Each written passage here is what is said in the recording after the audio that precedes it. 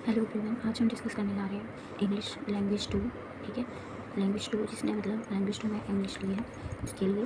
तो आज हम 30 ऐसे क्वेश्चन डिस्कस करेंगे जो हमारे 2022 के यूटेट के पेपर में आए हैं। इसमें हम ये देखेंगे कि ग्रामर के कौन कौन से टॉपिक्स पूछे गए हैं और कितने कितने नंबर के पूछे गए हैं। तो हम ऐसे ही इंपॉर्टेंट क्वेश्चन करवा रहे हैं जिससे मार्क्स को अच्छे से आप कवर कर सको।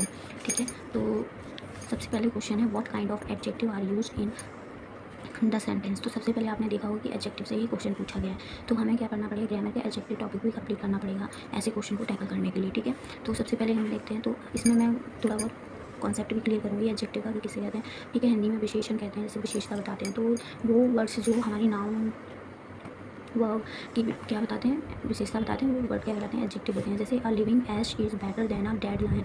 ठीक है, तो इसमें हमसे काइंड पूछा है, तो ये किस तरह का एडजेक्टिव है। तो ये कैसा है, डिस्क्रिप्टिव, क्वालिटी, इंडिफिनाइट या क्वांटिटी। तो क्वांटिटी तो आपको उसमें नजर आई नहीं, क्वालिटी भी नहीं कि विशेषता बता रहा हूँ, नहीं ना। तो यहाँ पे क्या कर रहा है, डिस्क्रिप्टिव है, मतलब वो बता रहा है a living ass is better than a dead line.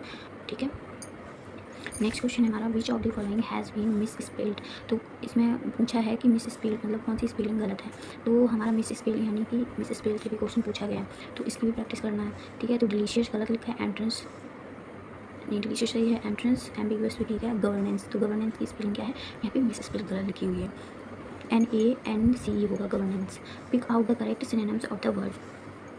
तो हमें यहाँ पे क्या करना है, करेक्ट सिनोनिम बताना है वर्ड का। तो सिनोनिम यानी एंटोनिम और सिनोनिम, वोकैब से भी आपसे क्वेश्चन पूछे हैं, तो वोकैब को भी अच्छा करना है। तो इसमें रिपीटेड क्वेश्चन पूछ लिए जाते हैं, तो आप ये PYQ सॉल्व करें। और भी जो वीडियो होती हैं जिसमें मतलब यूट्यूब पे काफ़ी सारी वीडियो अवेलेबल है जहाँ पे वोकैब कराया जाता है।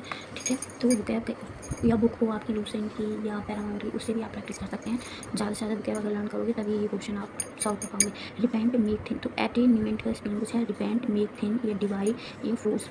तो अटेनमेंट मतलब कम करना। ठीक है, तो मेक थिन तो पतला करके भी हम किसी चीज़ को क्या कर रहे होते हैं, कम कर रहे होते हैं। नेक्स्ट क्वेश्चन है, pick the sentence which with the correct conjunction. ठीक है, तो हमें क्या बताना है कि अब देखो यहाँ पे कंजंक्शन, यानी एक क्वेश्चन आपका किसी भी पूछ लिया गया, कंजंक्शन से भी पूछ लिया गया।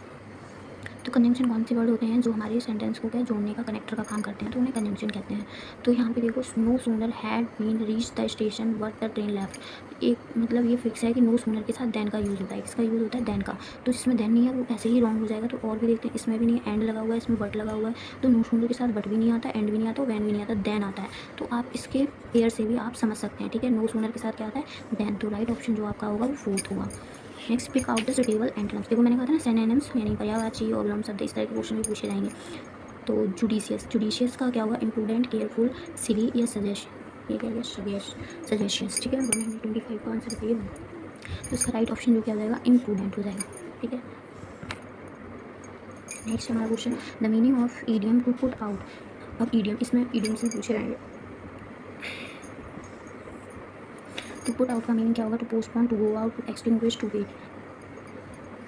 तो इसका राइट ऑप्शन जो होगा वो एक्सटिंग्विश। ठीक है,